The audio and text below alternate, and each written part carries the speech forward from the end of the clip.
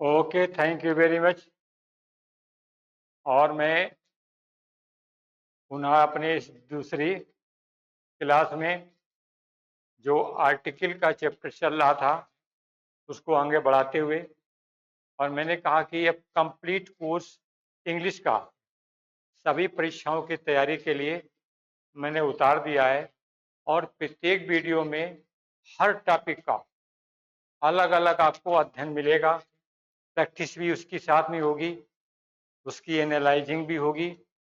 साथ साथ में जहाँ कहीं मुझे ज़रूरत पड़ेगी कि मुझे उसका सही से विश्लेषण करना है तो वो भी, तो पूरा आपको इंग्लिश का कंप्लीट कोर्स जो है मैं आपको करा रहा हूँ। तो फर्स्ट डे की क्लास में मैंने आर्टिकल का कुछ भाग छूट गया था, तो आर्टिकल का ठीक छूटा हुआ भाग मैं आपको फिर स्टडी करा रहा हूँ।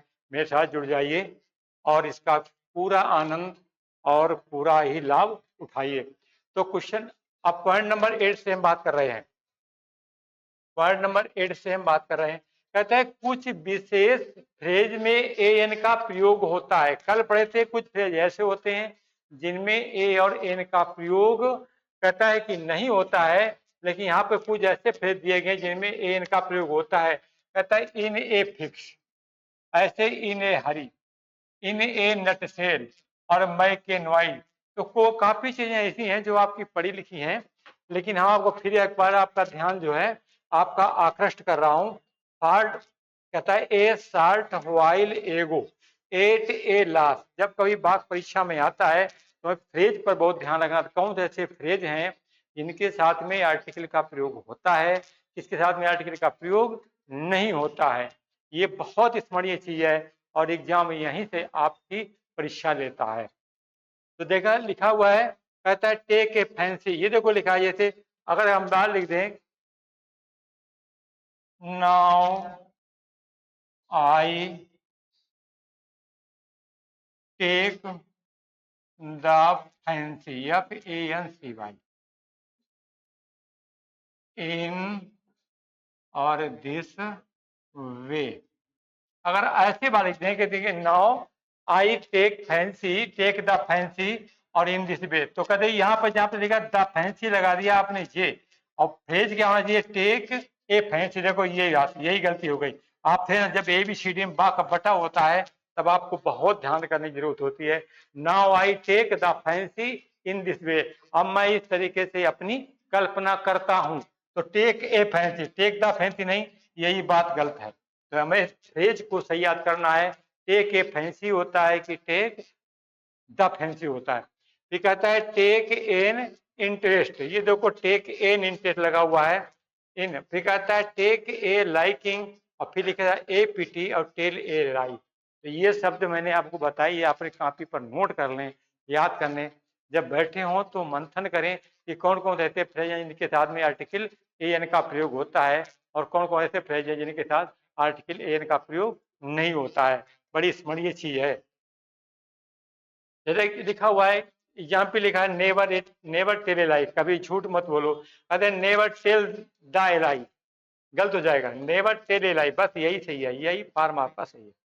इसी तरीके से do not make a noise, शोरगुल मत करो, शोर शराबा मत करो, शोर मत मचाओ। तो मेक ए नॉइज, देखो ये लिखा हुआ कितना आसान। कहता है 12 इंच मैक ए फुट, 12 इंच मिलकर के 1 फुट बनता है। तो मैक ए फुट, देखो एक लिखा हुआ। अगर यहाँ पर 2 की बात होती नंबर की तब तो लिख सकते थे, अब ऐसे मैक ए मैक 2 फुट तब बात थी, तो सिंगुलर नंबर में लिखी गई थी, इसलिए ये आप ध्यान रखने वाली बात है। फिर लिखा हुआ है कुछ फ्रेज के साथ में आर्टिकल का प्रयोग नहीं होता है। टू लूज हार्ट, देखो कुछ फ्रेज लिखे हैं, ये बहुत इंपॉर्टेंट, ये एक नोटेबल चीज है जो यहाँ पर लिखा हुआ है। बहुत इंपॉर्टेंट चीज है, नोटेबल चीज है, आपके लिए बहुत महत्वपूर्ण चीज है। तो कहता है कि कुछ फ्रेज ऐसे होते हैं जिनके साथ आर्टिकल का प्रयोग नहीं होता है। ना ए का प्रयोग है, ना एन का प्रयोग है, और ना दी, मतलब कोई भी आर्टिकल, मतलब है without article these words are used. ये सब जो है बिना आर्टिकल के प्रयोग किए जाते हैं। तो कहता है टू लूज हार्ट, ये हौसला खो देना, ये to lose heart.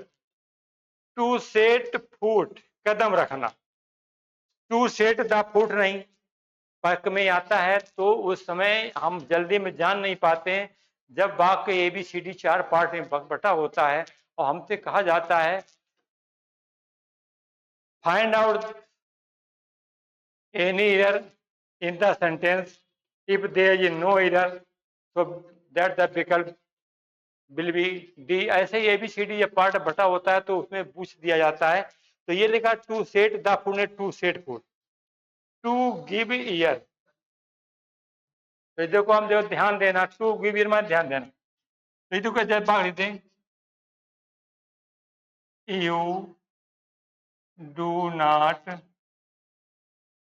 Do not give और द ईयर। अगर वाक्य में ऐसा लिखा है, वाक्य का भाग बटा हुआ है, वाक्य में ऐसे ही बेटा होता है, वाक्य में A part, B part, C part और आगे लिखा होता है जब नो एरर तो ऑप्शन डी। ये आपका परीक्षा का होता है। मतलब sentence is divided into 4 part, P Q R S ABCD। If there is no error option will be D. If there is any error in the sentence option select ABC। इसे ऐसे होता है। तो देखो अपने फ्रेज का पढ़ा था to give ear. To give ear में होता है ध्यान देना, ध्यान देना, ये ध्यान देना। तो होता है you do not give the year, हमने क्या लिख दिया गिव द ईयर, ये फ्रेज गलत हो गया। तो कहने वाला है कि यहीं से ऑप्शन में मेरी गलती ऑप्शन सी में मिल गई। ऐसे सही प्रयोग करके देखना है। तुम मेरी बात पर ध्यान नहीं देते, you do not give year, ये बात हमने आपको समझा दी प्रयोग करके। ऐसे लिखा है at home, at the home नहीं, last but not least to catch fire, वही आग लगाना। इन हैंड हाथ में, सेट ऑन फायर चल पड़ना, बाय द कार बाय बस के लिए, ऐसे एट लास्ट बाय मिस्टेक और इन डेंजर और टू टेक हर्ट। तो ये है, ये ध्यान रखना है कौन कौन से फ्रेज हैं तो विदाउट आर्टिकल के प्रयोग किए आते हैं। यही टू टेक हर्ट लिखा हुआ है, हिम्मत रखना, साहस रखना। टू कैच फायर लिखा हुआ है, आग लग जाना, आग पकड़ लेना। ये लिखा बाई कार बाई बस वाला। तो हम जब किसी सिवान से यात्रा करते हैं तो कहता है कि आई गो टू स्कूल, बहुत साधारण बात। तो कह देते हैं कि बाई बस। तो ये आपका सही है बाई बस। अगर यहाँ पर हमें दी लगा देंगे, दी लगा दिया तो यही गलत हो गया। तो हमने जब किसी से साधन से यात्रा की जाती है तो by bus, by cycle, by motorcycle, by aeroplane, लेकिन बाई द प्रयोग नहीं करेंगे। बस यही गलती थी, ये आपको ध्यान रखना था। यही आपको फ्रेज जो होता था बाई कार बाई बस। चलिए मैं आगे क्यों ले चल रहा हूं।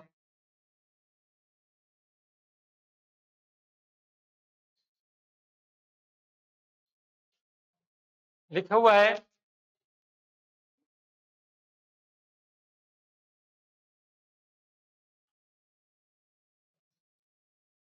पॉइंट नंबर 2 में अनकाउंटेबल नाउन से पूर्व एन का प्रयोग समानता नहीं किया जाता है।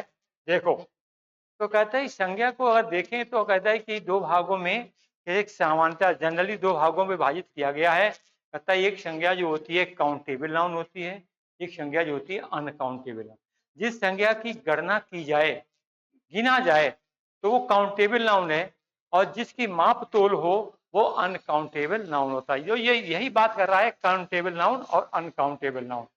मतलब गिनती की जाए, जैसे कि 2 बॉय, 10 लड़के, 10 कुर्सियां, 500 लोग, तो ये लोग जो हैं, कुर्सियां हैं, 2 साइकिलें, ये काउंटेबल नाउन है क्योंकि इनकी गिनती गणना की जा सकती है। अब जैसे कि हम शक्कर की बात करें, हम कहते हैं गेहूं की बात करें, ऐसे हम गुड़ की बात करें, तेल की, मिल्क की बात करें, तो ये पदार्थ हैं, ये अनकाउंटेबल नाउन है। ऐसे समय भी अनकाउंटेबल नाउन होता है, ये ध्यान रखने वाली बात है। तो उसी के बाद जो है आर्टिकल में बता रहा है, और जब इनसे जुड़ा हुआ जब कोई क्वेश्चन आता है तो वास्तव में उस समय मुझे यही पता नहीं लग पाता है कि संज्ञा का किस प्रकार से किसी अन्य शब्द के साथ में कैसा संयोजन है, और क्या वो संज्ञा अपने आप में किस वर्ड के साथ द्वारा जो है डिटरमाइनिंग हो रही है। क्योंकि आर्टिकल जो है डिटरमाइनर है, तो संज्ञा जो है किसके द्वारा डिटरमाइनिंग हो रही है। तो मैंने पीछे बताया था ये मॉडिफाई करने वाला शब्द होता है संज्ञा का, लेकिन वर्ग का काम करता है एडजेक्टिव की तरह। जब एडजेक्टिव काम करता है तो है क्या ये डिटरमाइनर। डिटरमाइनर क्या होता है, डिटरमाइनर हिंदी होती है निश्चितता बताने वाला शब्द डिटरमाइनर कहलाता है। तो यहाँ पर काउंटेबल नाउन की बात हो रही है। के पूर्व एन का प्रयोग समानता नहीं किया जाता है। तो अब हमें इतना ज्ञान होना चाहिए कौन कौन सी संसार में नाउन है, काउंटेबल है, अनकाउंटेबल है। तो देखो लिखा हुआ है एडवाइस, देखो ये लिखा है एडवाइस, एकमोडेशन माने ठहरना रुकना, ये देखो लिखा हुआ है। ऐसे बैगेज लिखा है, ये सामान लिखा हुआ है, ये लगेज ये सामान लिखा हुआ है, ये न्यूज है, और कहता है ये परमिशन है प्रोग्रेस, और कहता है सीनरी, ये दृश्य लिखा हुआ है, वेदर, तो ये लिखा हुआ है वेदर।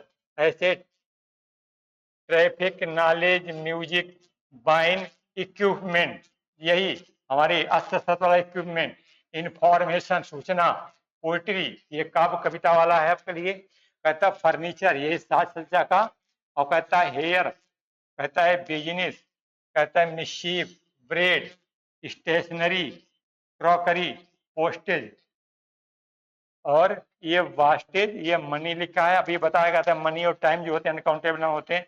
ये देखो ज्वेलरी, क्योंकि पदार्थ है ना, ऐसे ब्रीकेज वही पानी का टपकना, वर्क काम, एविडेंस, इतने शब्द जो बताए गए हैं बहुत इंपॉर्टेंट शब्द हैं। ध्यान रखना है कि अनकाउंटेबल नाउन से पहले ए एन दी का प्रयोग नहीं होगा, अगर होगा तो दी का प्रयोग होगा, ये आपका डिफिनेट आर्टिकल होगा, लेकिन ए एन का प्रयोग नहीं होगा। बहुत स्मरणीय चीज है। फिर एक बात देख लो, एकमोडेशन माने ठहरना रुकना, बैगेज माने सामान, लगेज सामान, न्यूज परमिशन, प्रोगेशनरी, फर्नीचर हेयर, कहता है बिजनेस, कहता है ब्रेड स्टेशनरी क्रॉकरी, पोस्टेज बास्टेज मनी ज्वेलरी, और ब्रेकेज वर्क, एंड कहता है एविडेंस। इतने शब्द अपने याद कर लो। कोई चीज आप लंबे समय तक अपने उपयोग में लाना चाहते हो तो उसे कई बार रिवाइज करो। ऐसा नहीं पढ़ के आज रख दिया और बस परीक्षा के लिए तैयार हो गए, ऐसा नहीं है। परीक्षा के तैयार तब हो पाएंगे जब उसे कई बार बार बार रिवाइज करेंगे, बार बार दोहराएंगे तो आप भूलने से बच जाएंगे। अगर ऐसा नहीं करते हैं तो आप पढ़ा तो है लेकिन परीक्षा के समय ये नहीं कन्फर्म हो पाता है क्या सही है क्या गलत है, क्या होगा क्या नहीं होगा, क्या करूं क्या ना करूं। तो ये कन्फ्यूजन जो होता है ये हमारी वही कमजोरी है जिसको मैंने रिवाइज नहीं किया है। तो रिवाइज करते रहिए और लिख करके रिवाइज करिए, सबसे अच्छी बात यह है। और जो मैंने कहा है कि मैं अब जीरो टू टॉप इंग्लिश का पूरा कंप्लीट कोर्स पढ़ाऊंगा, पूरा कंप्लीट कोर्स। अपने जितने साथी हैं उनको भी शेयर कर दें, बता दें भाई आर्टिकल की शुरुआत हुई है, नाउन की शुरुआत करेंगे, पूरा जितनी आर्टिकल की जितनी भी एक्सरसाइज होंगी वो भी सब कराऊंगा, पूरा कराऊंगा, पूरा सिलेबस पूरा कराऊंगा। ए एग्जाम्पल देखो दिया गया है, एग्जाम्पल क्या कहता है, he gave me an advice. देखो ये देखो लिखा, ही गेव मी एन एडवाइस, उसने मुझे एक सलाह दी, एक सलाह दी। अरे जब हमें मालूम है कि एडवाइसर अनकाउंटेबल नाउन है तो अनकाउंटेबल नाउन के पहले कोई भी एन का प्रयोग नहीं है, तो रिमूव देखो एन लगा दो, एन हटा दो, वाक्य हमारा सही हो जाएगा। ऐसे हमने एन को हटा दिया और ये हटाया और वाक्य मेरा जैसे ही दिया। कहता I will by A furniture today, remove I will by, मैं एक फर्नीचर, क्योंकि फर्नीचर अपने आप में एक बहुत बड़ा ग्रुप है, कलेक्शन है। तो कलेक्शन है जब तो कलेक्टिव है, तो कलेक्टिव पर अनकाउंटेबल नाउन, तो एक यहाँ पर हटाएंगे इसको और जे आपका हट जाएगा। I will by furniture today, तो यहाँ देखो हटाए के ये और बाकी ये सही हो गया। पहली बात तो फर्नीचर अपने आप में सिंगुलर है, लेकिन फर्नीचर का बहुवचन बनाने के लिए फर्नीचर नहीं कर जाते हैं, pieces of furniture. I have bought the pieces of furniture yesterday, मैंने कल जो है काफी फर्नीचर खरीदा था। तो ऐसे article the pieces of furniture, तब दी द लगा करके ये फर्नीचर क्वेश्चन आएंगे तो द पीसेस ऑफ फर्नीचर कराएंगे तब इसका प्लूरल नंबर बनेगा, नहीं तो तब तक ये सिंगुलर रूपार में ये अनकाउंटेबल है।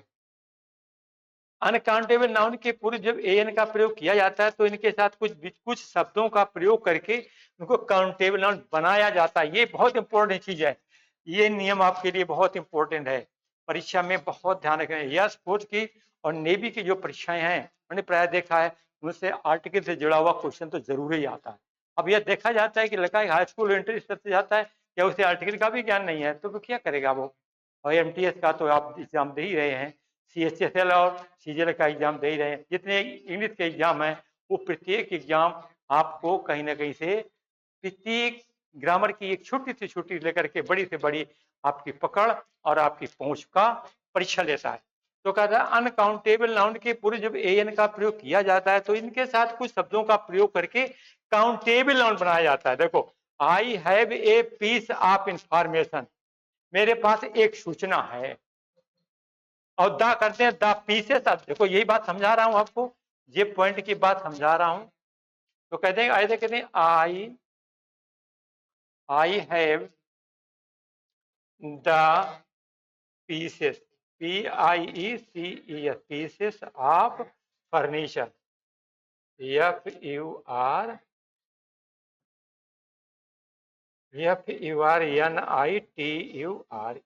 देखो क्वेश्चन बन गया।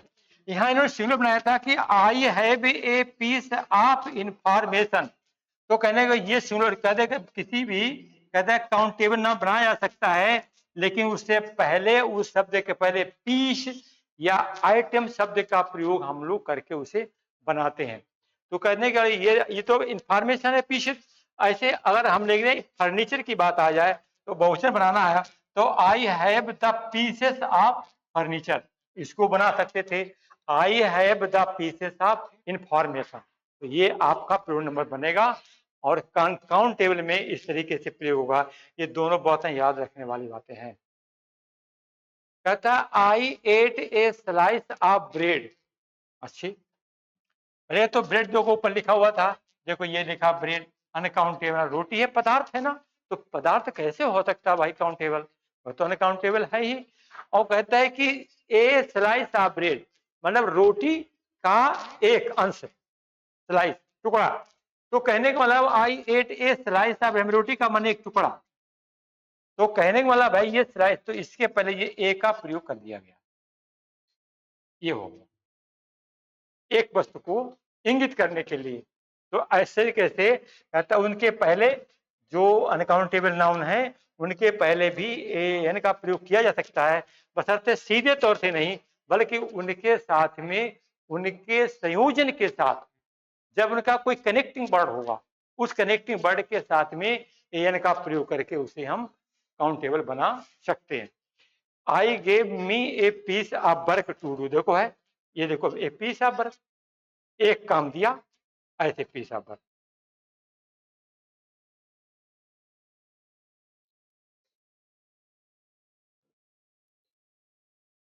चलिए आगे चलते हैं।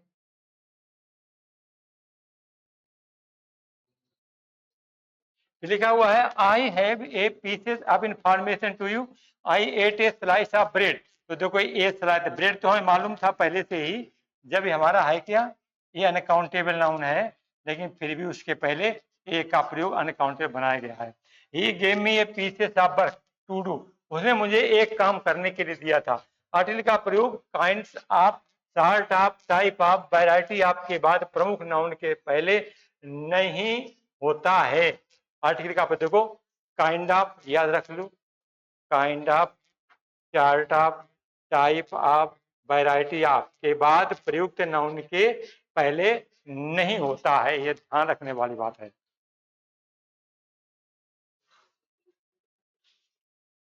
जैसे कहते हैं दिस टाइप ऑफ बुक,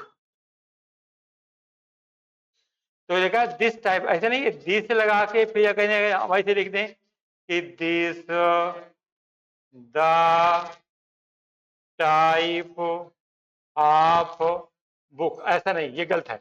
यही तरीका है दिस टाइप ऑफ, ये लिखा दिस टाइप ऑफ, यही तरीका अपना। तो ये कह रहा है सार्ट ऑफ, ऐसे sort of, type of, variety of, तो इनके साथ में कोई आर्टिकल का प्रयोग नहीं है।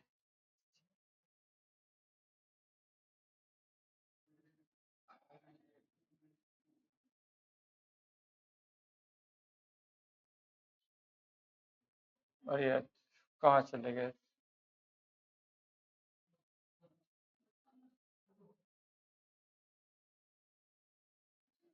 अजय, अजय, हाँ खुल के चली गई टेलीग्राम पे। अब तो बहुत दूर रह गई।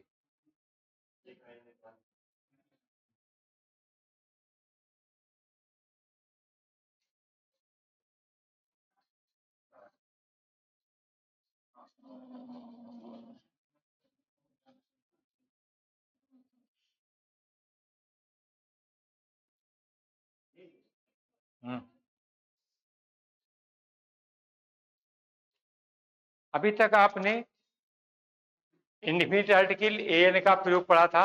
अब हम लोग पढ़ रहे हैं डिफिनिट आर्टिकल। ये देखो डिफिनिट आर्टिकल दी का प्रयोग, डिफिनिट आर्टिकल, और हम पढ़ने जा रहे हैं दी का प्रयोग है, दी का प्रयोग।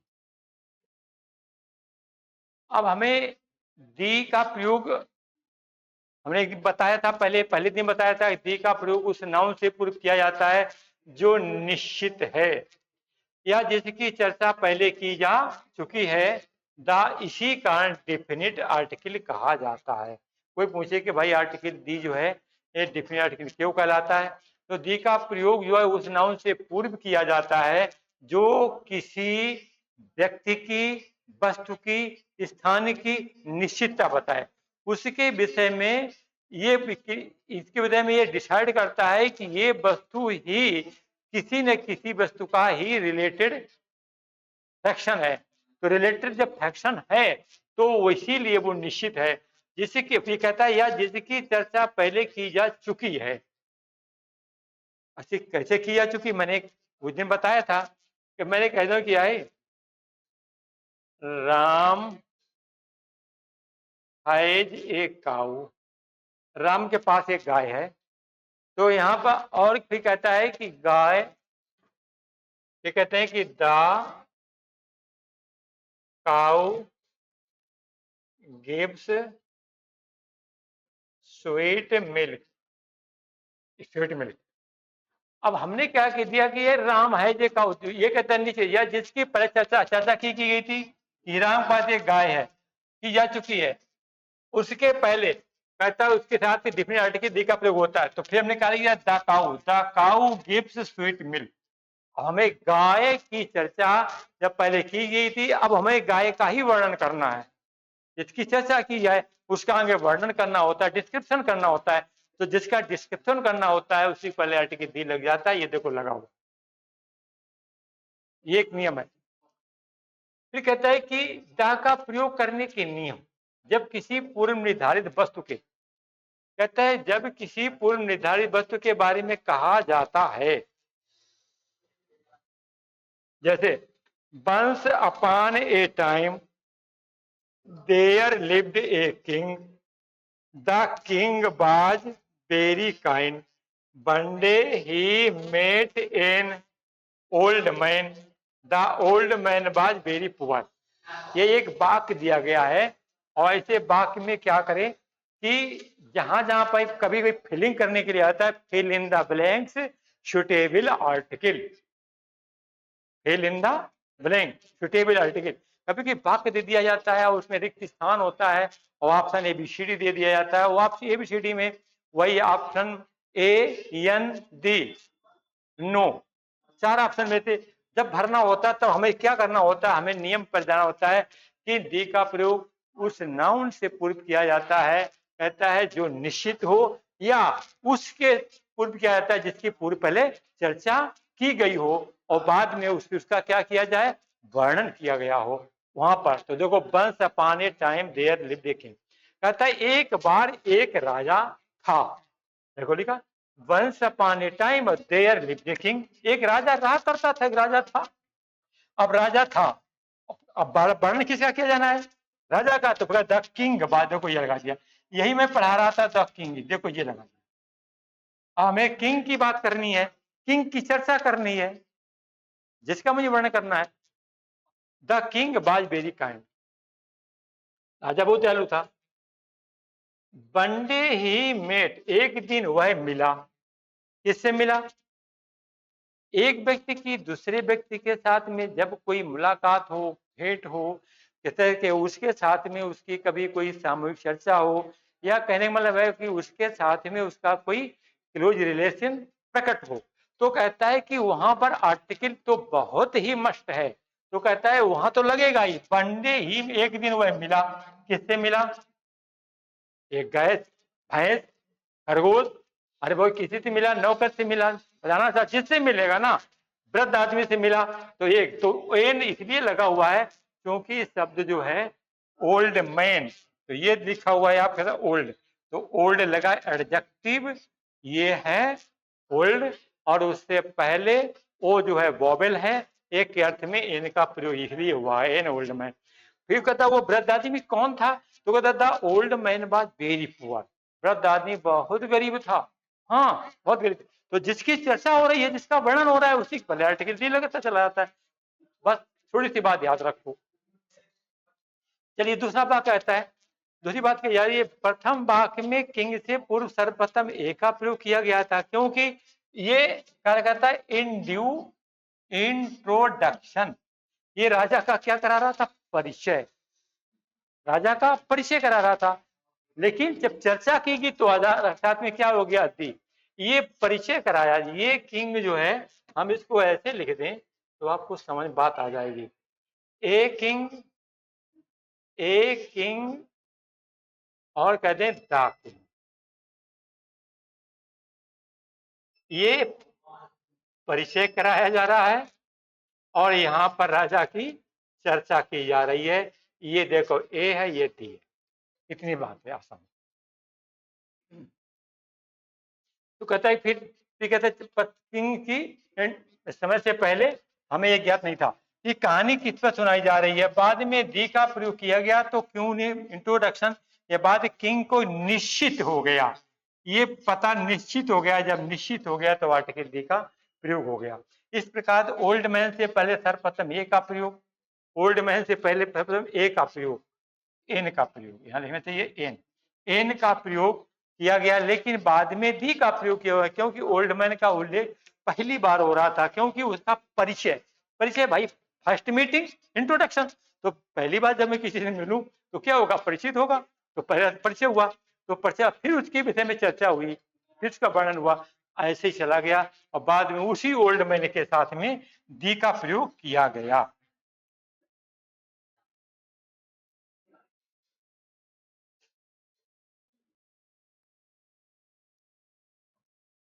The man in white shirt is my brother, the boy standing near the gate is my brother.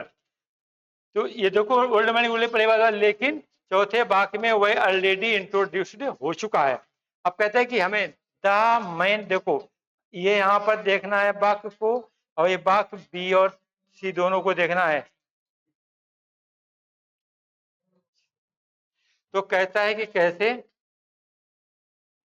चलिए पढ़ के दिखा दें आपको। हाँ, बी और सी में दी का प्रयोग एक निश्चित निर्धारित नाउन के रूप में, इकाई के रूप में किया गया है। देखो लिखा हुआ है नीचे, इंगित करता है। तो कहने का मतलब ये है, मैं बताना चाहता हूं आपको, द मैन कहता है एक मुझे व्यक्ति मिला, चलिए कहते हैं एक व्यक्ति नहीं मिला, कहते एक मुझे वस्तु मिली, चलिए कहते हैं वस्तु नहीं मिला, कहता है एक मुझे एक ऐसा अद्भुत दृश्य मिला। तो जब कोई वस्तु मिली, और कहता है कि वो इशारा किस ओर कर रही थी, the man in white dress, एक आदमी जो सफेद पोशाक में, कहता है कि जब वो मेरा कौन है, कहता है माई ब्रदर, ये देखो माई ब्रदर है, मेरे फादर है, सिस्टर है, जो कुछ भी है। तो देखो ये तो माई ब्रदर जो है, द मैन, ब्रदर कौन है, इसके मतलब कहता है कि माई ब्रदर, BROTHER, ये लिखा माई ब्रदर। तो देखा the man in white dress is my brother, तो ब्रदर कौन है यहाँ पर, ये बताओ।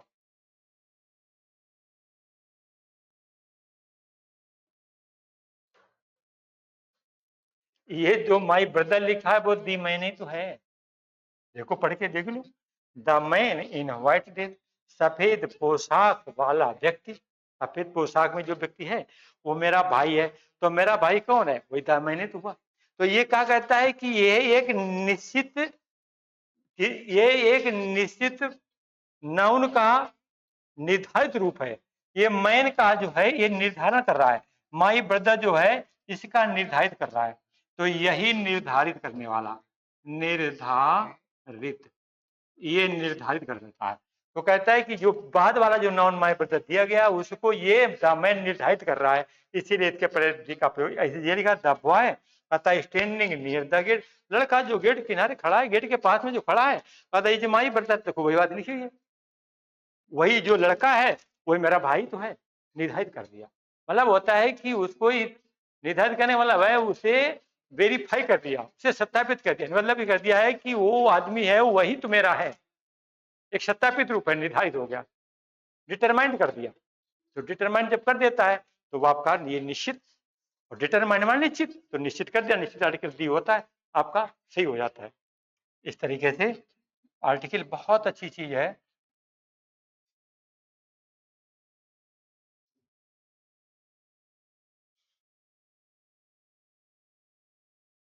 चलिए देखते हैं क्या कर रहा है। कहता है use of article with different kinds of noun, different kinds of noun, इसकी मतलब डिफरेंट काइंड्स ऑफ नाउन की जो बात कर रहा है कि नाउन के जो 5 भाग दिए गए हैं, मतलब noun is divided into following 5 parts, तो 5 भागों में जो दिए गए हैं मतलब 5 काइंड हैं, तो proper noun, common noun, collective noun, material noun, object noun, उन्हीं 5 नाउन के विषय में बात करता है। तो कहता है प्रॉपर नाउन कौन से ऐसे हैं, वैसे तो ये पढ़ा ही है मैंने, पीछे क्लास में पढ़ के भी आए हैं कि भाई प्रॉपर नाउन के पहले आर्टिकल दी का प्रयोग नहीं होता है, लेकिन कहता है होता है।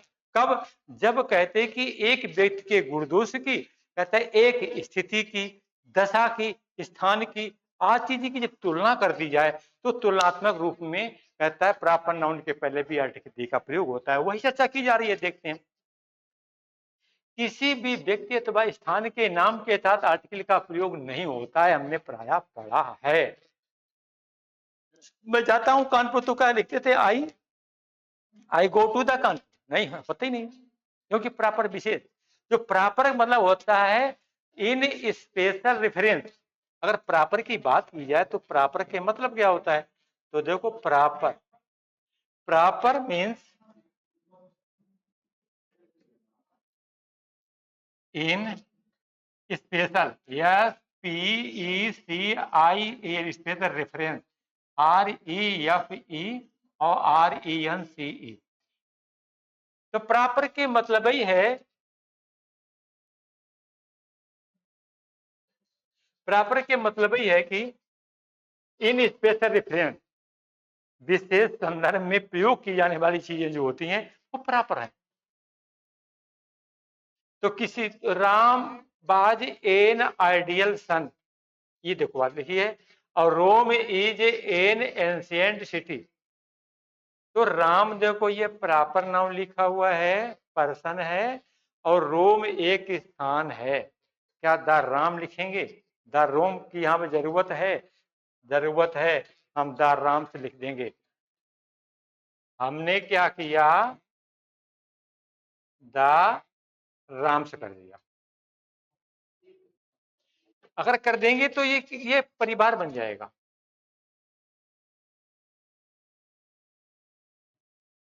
द राम से मतलब द राम का परिवार। और यहाँ पे कहा बात कि राम बाज एन आइडियल सन, राम एक आदर्श पुत्र, आदर्श संतान के रूप में। तो अगर दाराम कर दिया जाए, दाराम से कर देंगे तो फिर क्या हो जाएगा, राम का परिवार। कोई भी हो, अगर किसी व्यक्ति का नाम दिलीप है और द दिलीप से कर दें तो दिलीप का परिवार हो जाता है। ये आपका प्रॉपर नाउन का जो है प्लूरल फॉर्म के रूप में एक कलेक्टिव फॉर्म के जब उपयोग किया जाता है तो उससे पहले आर्टिकल दी का प्रयोग करके और उस वर्ड को प्लूरल बना देते हैं, तो परिवार या समूह को दर्शाने लगता है। तो ऐसा तो नहीं है। देखिए मैंने आपको एक बात बताई, क्या भैया प्रॉपर नाउन का, कहता है कोई नाम, प्रॉपर में नाम, नॉमिनेशन की बात हो रही है, किसी व्यक्ति का, किसी मेल फीमेल में किसी व्यक्ति का नाम हो तो कहता है उसको भाई प्लूरल किया जा सकता, हाँ प्लूरल किया जा सकता, कोई दिक्कत नहीं है। रोम इज एन रोम एक अच्छा प्राचीन शहर है, ये आम बात लिखी है, कोई दिक्कत नहीं है। अपवाद, निम्न स्थिति में प्रॉपर नाउन से पूर्व एन का प्रयोग किया जा सकता है। ये देखो बात, इसके मतलब है ये बहुत चीज जो है मेमोरेबल पॉइंट है, ये पॉइंट बहुत ही मेमोरेबल, ये मेमोरेबल पॉइंट है आपके लिए। निम्न स्थिति में प्रॉपर नाउन से पूर्व एन का प्रयोग किया जा सकता है। ऐसा तो भाई देखा तो पढ़ के आए थे हम भाई, जूनियर क्लास में पढ़े थे, हाई स्कूल में पढ़े थे, इंटर में पढ़े यार, लेकिन हमें ये तो आज बड़ा अद्भुत बताई जा रही है। क्या क्या कि प्रॉपर नाउन एक नाम दिया गया, उससे पहले भी ए का प्रयोग कर दिया गया। ये देखो दिया गया, a Mister Sharma has come to meet you, एक मिस्टर शर्मा हैं और जो कहता है आपसे मिलने के लिए आए हूं। बात इसलिए है ऐसा, विद्युत धुरी वाक्य में this book is written by a Suresh Mishra. हमने तो खूब पढ़ा था भाई सुरेश मिश्रा, लेकिन ए का प्रयोग तो मैंने कभी पढ़ा नहीं है। चलिए बता दूं, ये भी परीक्षा के लिए बहुत महत्वपूर्ण चीज है। ए मिस्टर शर्मा, मिस्टर शर्मा नाम का कोई एक अमुक व्यक्ति है, क्योंकि शर्मा जो है इसका पदनेम लगा हुआ है। कोई ये पता नहीं बता रहा है कि हमें ये बताए कि श्री कृष्ण शर्मा, हम ये बात बताएं, कहते हैं योगेंद्र शर्मा, ये नहीं, वो सीधी बताए पदनेम बता रहा है।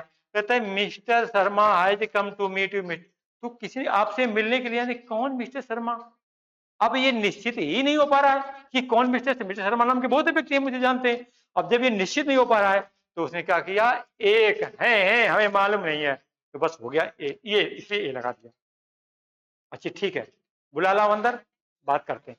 तो बात यही है, जब निश्चित ही नहीं हुआ, मिस्टर शर्मा जाने कितने हैं। फिर this book is written by a, कहता है सुरेश मिश्रा, कहता है ये पुस्तक जो है एक सुरेश मिश्रा नामक व्यक्ति द्वारा लिखी गई है। ये कि मतलब हमें सुरेश मिश्रा के विषय में कोई भी सही जानकारी नहीं है, और जब तक किसी की तथ्यागत सही जानकारी नहीं होती है तो उसके लिए भी हम लोग आर्टिकल ए का प्रयोग उस प्रॉपर नाउन प्रॉपर वर्ड के पहले कर देते हैं। याद रखने वाली चीज है, और अक्सर के लोग हमारे गांव गली में पूछ देते हैं क्या ऐसा है, हाँ है, तो आप बता सकते हो, एक बार अपनी प्रतिभा का तुम मूल्यांकन भी कर सकते हो।